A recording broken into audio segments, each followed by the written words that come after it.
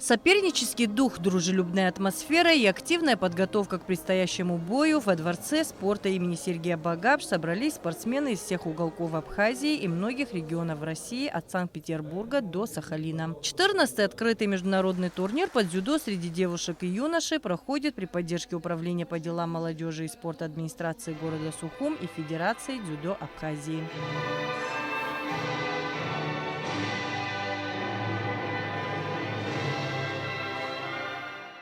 В этом турнире соревнования проводятся по 33 весовым категориям. Самому старшему участнику 18 лет, младшему – 11. Если для младшей возрастной категории правила более щадящие, то по старшему возрасту кадетам уже разрешается применять любую технику дзюдо.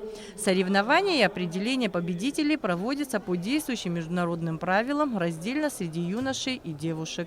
Система проведения соревнований определяется главной судейской коллегией в зависимости от количества участников.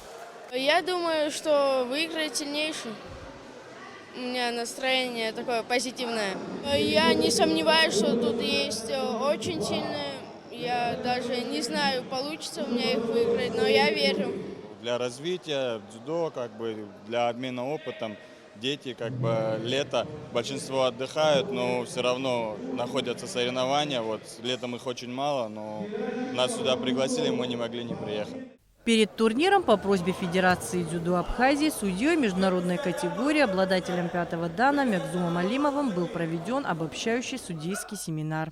Основная цель была, чтобы вся основная масса наших детишек, которая занимается во всех регионах республики, они могли поучаствовать в крупном международном соревновании. Потому что, к сожалению, с выездами тяжеловато всех ребят повезти. А тут у нас собирается очень хороший форум спортивный со всех регионов. Заряженность детей на борьбу очень радует. И есть надежда на то, что подобные мероприятия будут проводиться чаще, говорит судья международной категории Мягзум Алимов.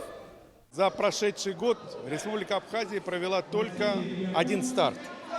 Это достаточно мало. Надеюсь, что начиная со следующего года мы будем более плотнее работать с Министерством образования, с Министерством спорта для того, чтобы популяризировать этот интересный олимпийский вид спорта, в котором у Республики Абхазия есть богатые корни. Федерация дзюдо Абхазии после окончания турнира планирует провести двухдневный тренерский семинар, куда приглашен эксперт из России, заслуженный тренер Российской Федерации, обладатель 5-го дана Юрий Харьков.